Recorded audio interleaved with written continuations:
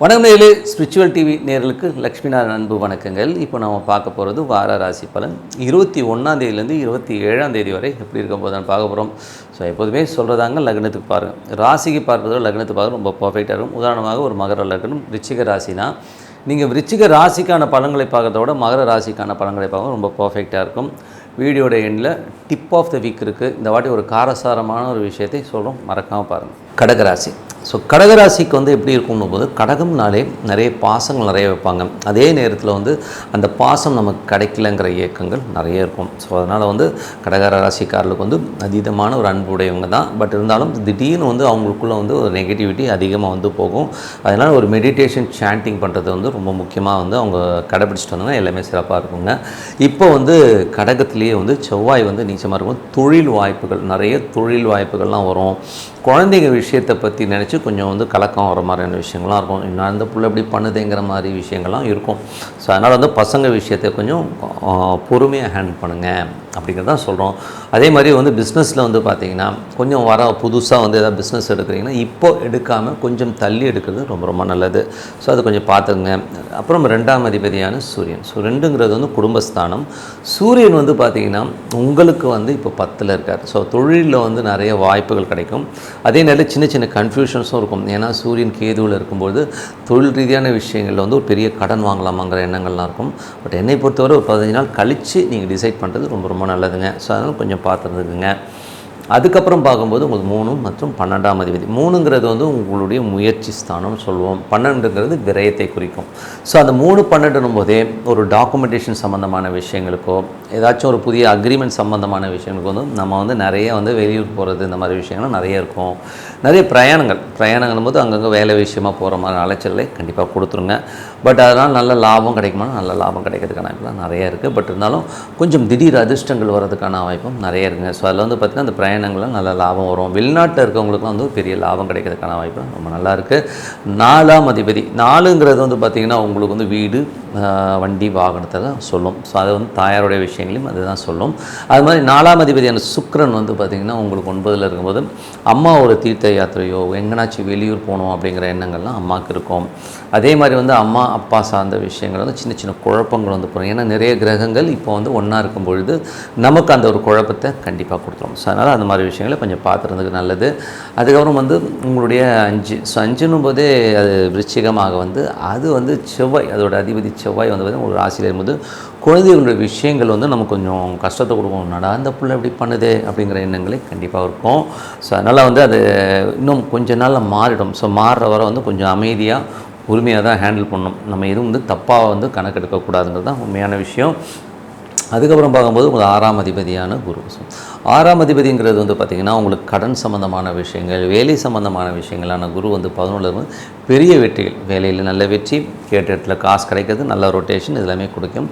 But அதில் ஒரே சிக்கல் என்னென்னா, அதில் செவ்வாய்ங்கிற ஒரு நட்சத்திரத்தில், செவ்வாய்ங்கிறது நடைமுறை வாழ்க்கையில் உங்களுக்கு என்னென்ன விஷயங்களை கொடுக்குங்கிறத சொல்லும். அது நீச்சமாக இருக்கும்போது சில நேரங்கள் ஏன் இந்த கடன் வாங்கணும், ஏன் இப்படி போகிறோன்னு, சில நேரத்தில் வேலையில் அவமானப்படுத்துகிறாங்கிற மாதிரி எண்ணங்கள்லாம் கண்டிப்பாக இருக்கும். ஸோ அது மட்டும் கொஞ்சம் பல்ல கடிச்சிட்டு போகிறது ரொம்ப ரொம்ப அவசியங்க. அதுக்கப்புறம் 7ஆம் அதிபதியான சனி. ஸோ 7ஆம் அதிபதி சனி 9ல் இருக்கும்போது கணவன் மனைவி நிறைய பிரயாணம் பண்ணுறமான விஷயங்களை நிறைய கொடுத்துரும். அதே மாதிரி பார்த்திங்கன்னா அதில் உங்களுக்கு பிரயாணத்தினால் லாபம் கிடைக்குமா, நல்ல லாபங்கள் கிடைக்கிறதுக்கான வாய்ப்புலாம் ரொம்ப நல்லாயிருக்கு. வியாபார ரீதியாகவும் நிறைய பிரயாணம் பண்ணுறமான விஷயங்களை கண்டிப்பாக கொடுத்துருங்க. அதுக்கப்புறம் பார்க்கும்போது உங்களுக்கு 8ஆம் அதிபதியான சனி 9ல் இருக்கும்போது அப்பாவுடைய உடல்நலம் சம்மந்தமான விஷயங்கள். ஸோ அப்பாவுக்கு உடம்பு சரியில்லாமல் போகிறது, இல்லை அப்பாக்கிட்டே பேசும்போதும் கொஞ்சம் கவனமாக பார்த்து பேசிக்கிறதுலாம் ரொம்ப நல்லது. ஸோ அதில் ஏதாவது பிரச்சனை வரதுக்கான ரொம்ப கவனமாக இருக்கணும்.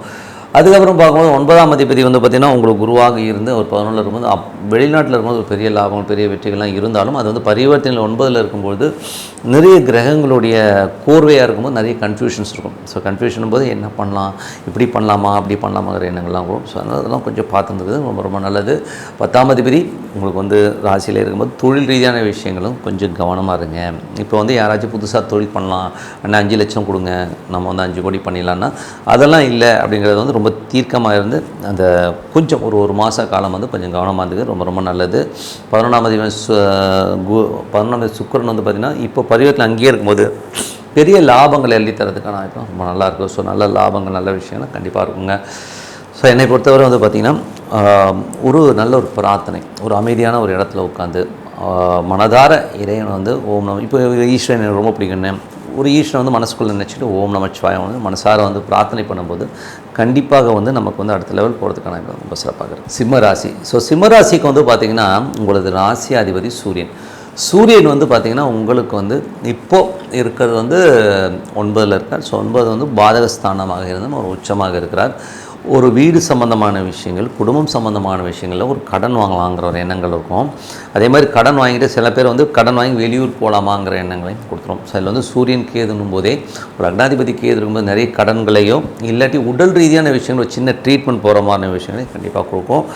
பயப்படுற மாதிரிலாம் ஒன்றும் இல்லை, பட் இருந்தால் அது கொஞ்சம் கவனமாக இருக்கணும். ஓகேங்களா? ஸோ அதுக்கப்புறம் பார்க்கும்போது உங்களுக்கு 2 மற்றும் 11ஆம் அதிபதி, 2ன்னா குடும்பம், 11 வந்து ஒரு நல்ல லாபங்களை கொடுக்குற விஷயங்கள். ஸோ அந்த மாதிரி விஷயங்கள் இருக்கிறபோது அது வந்து 8ல் வந்து புதன் வந்து நீச்சமாகி நீச்சபங்க ராஜகோகமாக இருக்கும்போது கொஞ்சம் கவனமாக இருக்கணும். ஒரு இடத்துல பேசும்போதோ பழகும்போதோ கொஞ்சம் கவனமாக இருந்துக்கு நல்லது. நண்பர்கள் விஷயங்களையும் வந்து கொஞ்சம் பார்த்து பேசுங்க. யாராவது நண்பர் வந்து பாட்டி கீட்டி கேட்டாங்கன்னா அதெல்லாம் வந்து இப்போ முடியாது அப்படின்னு சொல்லி அவாய்ட் பண்ணிக்கோங்க. ஸோ அந்த மாதிரி அவாய்ட் பண்ணிங்கன்னா ரொம்ப நல்லது. அதுக்கப்புறம் 3ஆம் அதிபதியான சுக்கிரன். ஸோ 3ஆம் அதிபதியான சுக்கிரன் பார்த்திங்கன்னா உங்களுக்கு 3 மற்றும் 9ஆம் அதிபதியாக சுக்கிரன் வரார். ஸோ அது வந்து என்ன மாதிரி விஷயங்களை கொடுக்கணும் போது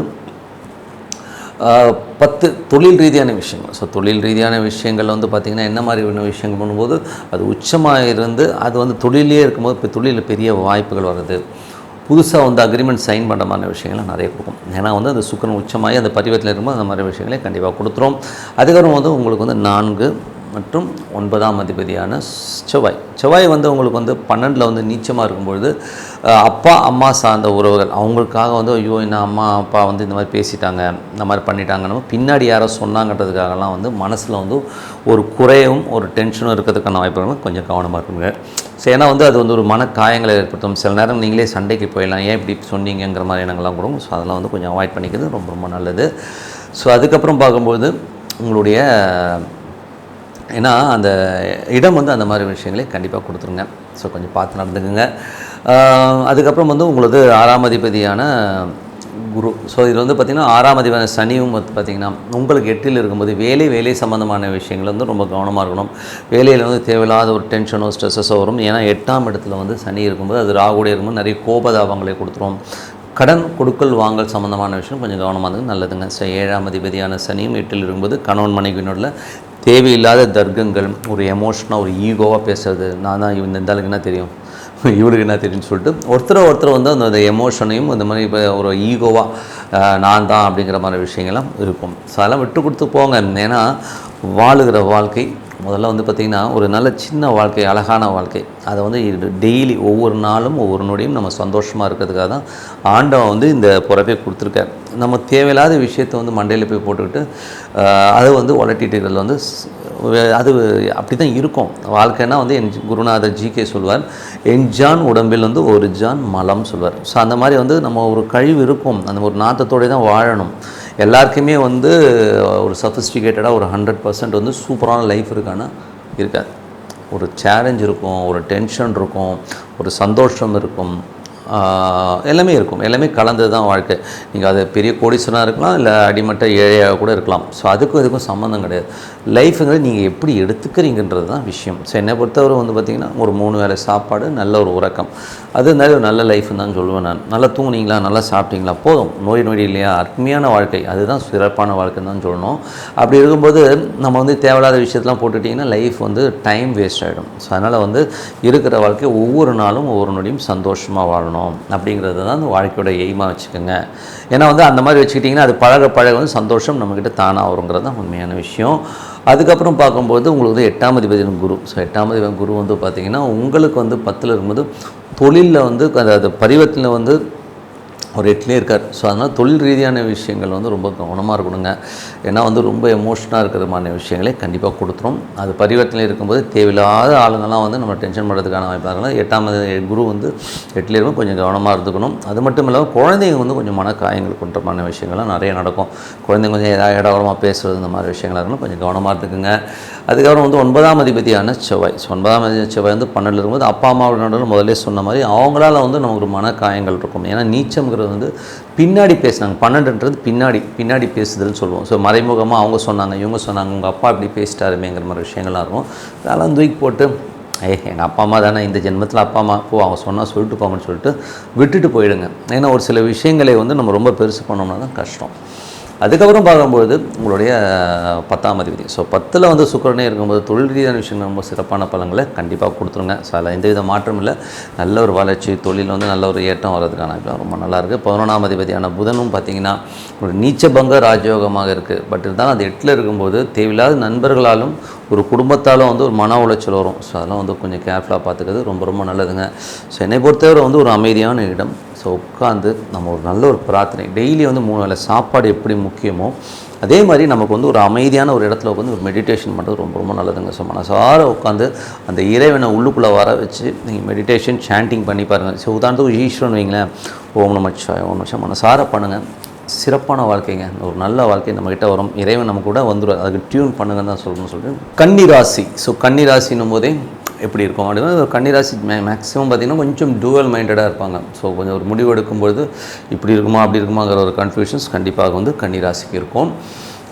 கன்னிராசிக்காரர்களுக்கு வந்து உங்களுக்கு வந்து 7ல் வந்து புதன் நீச்சபங்க ராஜயோகம் அப்படிங்கிற ஒரு விஷயம் இருக்குது. ஸோ அதனால் வந்து மனைவி சார்ந்த விஷயம், ஸோ அம்மா ஒய்ஃப் சம்மந்தமான விஷயங்களை திடீர்னு ஒரு நல்ல ஒரு முன்னேற்றம், திடீர்னு ஒரு நல்ல ஒரு பணமோ நல்ல ஒரு லாபம் கிடைக்கிறதுக்கான ரொம்ப நல்லா இருக்குது.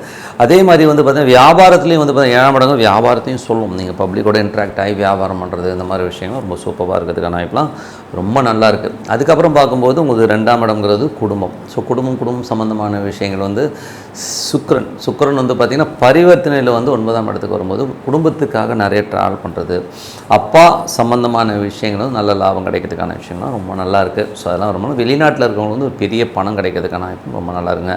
ஸோ இதெல்லாமே வந்து ரொம்ப சூப்பராக இருக்குது. அதுக்கப்புறம் வந்து உங்களுக்கு 3 மற்றும் 8ஆம் அதிபதி. 3ங்கிறது ஒரு முயற்சி, உங்களுடைய இளைய சம்மந்தமான விஷயங்கள் வந்து பார்த்திங்கன்னா அது வந்து 3-8னாலே ஒரு துர்ஸ்தானம் சொல்லுவோம். ஸோ 3-8லேருந்து பார்த்திங்கன்னா நிறைய பேர் வந்து தப்பான முடிவுகள்லாம் எடுக்கிறது. ஸோ அதனால் அந்த 3-8-11 வரும்போது அது திடீர் அதிர்ஷ்டங்களே கொடுத்துரும். ஸோ அதனால் வந்து பார்த்திங்கன்னா இளைய சகோதர சம்மந்தமான விஷயங்கள் முயற்சிகளும் சரி ஒரு பெரிய வெற்றி கிடைக்கிறதுக்கான தான் ரொம்ப நல்லாயிருக்கும். நம்ம நினச்ச விஷயத்தை கண்டிப்பாக சாதிப்போம் அப்படிங்கிற விஷயங்கள் கண்டிப்பாக நடக்குங்க. ஸோ அதெல்லாமே ரொம்ப சூப்பராக இருக்குது. புதிய ஒப்பந்தங்கள், புதிய ஒரு அக்ரிமெண்ட் சைன் பண்ணுறது, அதனால் திடீர்னு ஒரு ஹைக் கிடைக்கிறது, இந்த மாதிரி விஷயங்கள்லாம் கண்டிப்பாக இருக்கும்.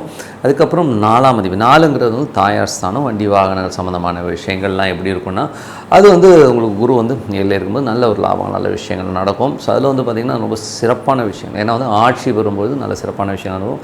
பட் சின்ன கன்ஃபியூஷன் ரொம்ப இருக்கும். ஏன்னா 4 கிரகம்லாம் ஒன்றா இருக்கும், சின்ன சின்ன கன்ஃபியூஷன்ஸ் கண்டிப்பாக இருக்குங்க. அதுக்கப்புறம் வந்து பார்த்திங்கன்னா உங்களுக்கு 5ஆம் அதிபதி. 5ங்கிறது வந்து பார்த்திங்கன்னா குழந்தைகள் ஸ்தானம், பூர்வ புண்ணிய ஸ்தானம்னு சொல்லுவோம். ஸோ அந்த குழந்தைகள் ஸ்தானத்துக்கு விதியான சனி 7ல் இருக்கும்போது நல்ல வளர்ச்சி, நல்ல ஏற்றங்கள்லாம் வர்றதுக்கான இப்போ ரொம்ப நல்லாயிருக்கு. அது வந்து பார்த்திங்கன்னா சனி வந்து இப்போது வந்து குருவுடைய சாத்தில். ஆனால் என்னென்னா சில நேரங்களில் வந்து குழந்தைகளோட பிடிவாதம், நான் இப்படி தான் இருப்பேன், இப்படி தான் பண்ணுவேன் அப்படின்னு ஒரு பிடிவாதமோ ஈகோவாக நடந்துக்கிற மாதிரி விஷயங்கள்லாம் கண்டிப்பாக. ஏன்னா சனி ராகு ஒன்றா இருக்குது இப்போது கிட்டத்தட்ட ஏப்ரல் எண்டு. ஸோ இந்த மாதம் கடைசி வர தான் இருக்கும். ஸோ அதனால் கொஞ்சம் கவனமாக இருந்துக்க ரொம்ப ரொம்ப நல்லது. 6ஆம் அதிபதியான சனி வந்து 7ல் இருக்கும்போது வேலை செய்கிற இடங்கள் வந்து நல்ல லாபம் கிடைக்கிறது, நல்ல விஷயங்களும் நடக்கும். பட் இருந்தாலும் சனி ராகு ஒன்றா இருக்கும்போது ஒரு ஈகோ இருக்கும், தாலியை என்னை போட்டு டார்ச்சர் பண்ணுறான், நான் இல்லைன்னா நடக்குமா அந்த கம்பெனி இப்படிலாம் பேச ஆரம்பிப்பான். ஸோ அதெல்லாம் வந்து கொஞ்சம் அவாய்ட் பண்ணிக்கிறது ரொம்ப ரொம்ப நல்லது.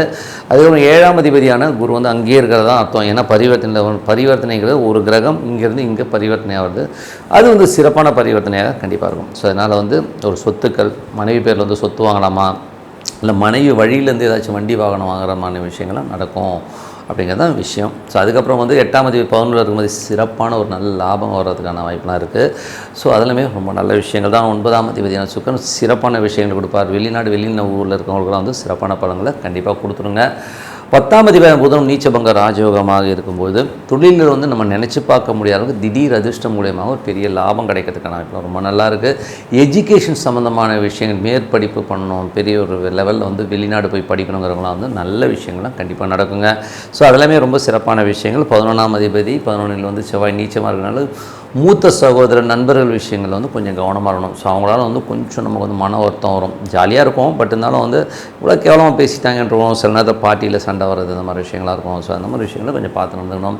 அதே மாதிரி வந்து கன்னிராசி 12ஆம் அதிபதியான உங்களுக்கு வந்து சூரியன் வந்து 12ங்கிறது உங்களுக்கு விரயத்தை குறிக்கும். ஸோ இது வந்து பார்த்திங்கன்னா 8ல் வந்து 8, 12 என்பதே அப்பா சம்பந்தமான விஷயங்கள் வந்து நமக்கு நிறைய பிரச்சனைகளும் அதாவது ஒரு வாக்குவாதங்களையும் ஏற்படுத்தும். ஸோ அப்பா கோச்சிட்டு போகிறது அந்த மாதிரி விஷயங்களாக இருக்கிறதுனால ரொம்ப அதுவும் மேலதிகாரிகிட்டலாம் வந்து நம்ம மனம் நோகிற மாதிரி அவங்க பேசுவாங்க. ஸோ அதனால் கொஞ்சம் பார்த்து கொஞ்சம் பொறுமையாக தான் இருக்கணுங்க.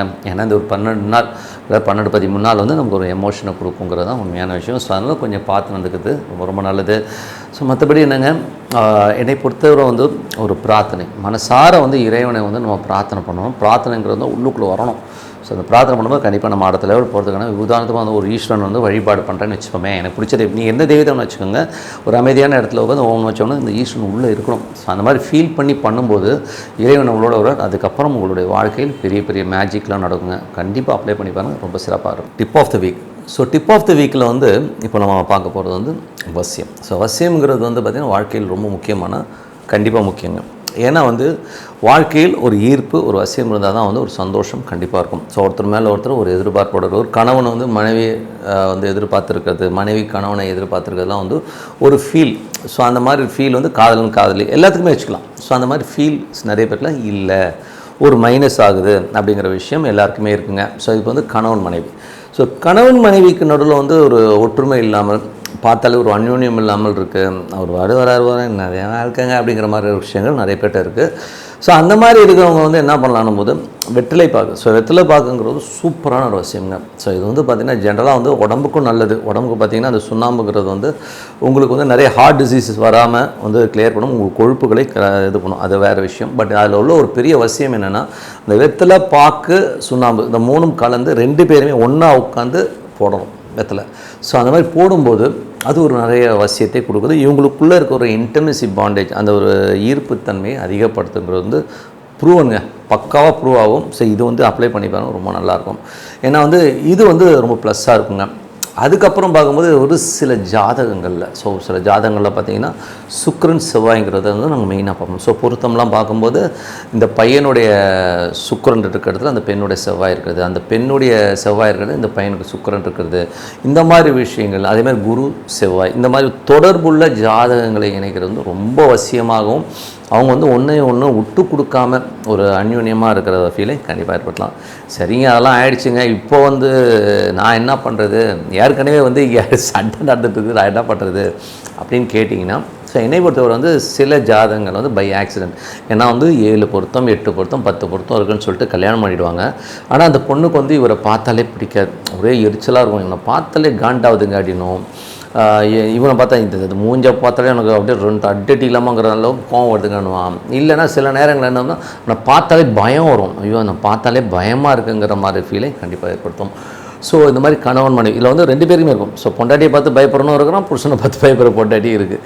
ஸோ இவங்களுக்கு என்ன பண்ணலாம் அப்படின்போது இது வந்து இப்போ எதனால் நடக்குதுன்னும் போது ஒருவருடைய ஜாதகத்தில் இப்போ உங்களுக்கு சுக்கிரன் இருக்கிற இடத்துல அவருக்கு ராகு இருக்கிறது, இல்லை அவங்களுக்கு செவ்வாய் இருக்கிற இடத்துல ராகு இருக்கிறது, இந்த மாதிரி ஒரு காம்பினேஷன் செவ்வாய் ராகு சுக்கிரன் ராகு இந்த மாதிரி ஒரு காம்பினேஷனில் இருக்கும் பொழுது அந்த அந்யோன்யம் இருக்காதுங்க. ஸோ ஒரு பயத்தையும் நடுநடுங்கிட்டே வேலை பார்க்குறது அந்த மாதிரி எத்தனை வருஷம் இருக்க முடியும்? ஸோ இந்த மாதிரி ஒரு பிரச்சனை உள்ளவங்க என்ன பண்ணோன்னா சர்ப கோயில்களும்போது பக்கத்தில் ஏதோ புத்து கோயில் இருக்கும் இல்லையா, ஸோ புத்து கோயில்களுக்கு போயிட்டு அங்கே எண்ணெய் வாங்கி கொடுத்து பிரார்த்தனை பண்ணுவாங்க. அது வந்து ரொம்ப சூப்பராக ஒர்க் ஆகுங்க. அது வந்து ஆட்டோமேட்டிக்காக சேஞ்ச் ஓவராகி ஒரு நல்ல அந்யோன்யத்தை கண்டிப்பாக கொடுக்கும். இது வந்து நல்ல ஒரு வசியத்தையும் உருவாக்கும். ஸோ இது வந்து கண்டிப்பாக அப்ளை பண்ண. நிறைய சண்டை போட்டுருக்குங்க புருஷன் முன்னாடிங்கன்னா வாரத்துக்கு 4 சண்டை போட்டுருவாங்க. வீட்டில் வந்து நிம்மதியாக கண்டிப்பாக நீங்கள் சர்ப கோயிலுக்கு போயிட்டு நீங்கள் எண்ணெய் ஊற்றி நீங்கள் வந்து எண்ணெய் கொடுத்து அந்த தீபத்துக்கு எண்ணெய் கொடுங்க, போய் வழிபாடு பண்ணுறோம். கண்டிப்பாக வந்து லைஃப்பில் வந்து ஒரு நல்ல சேஞ்சு நம்ம இடத்துல போகிறதுக்கான வாய்ப்பு ரொம்ப நல்லா இருங்க. ஒரு சிறப்பான மாற்றங்கள்னா பிரார்த்தனை அவசியம். நல்லா பிரார்த்தனை பண்ணுங்கள். உங்களிடம் விடைபெறுவது உங்கள் லக்ஷ்மி நாராயணன். நன்றி, வணக்கம்.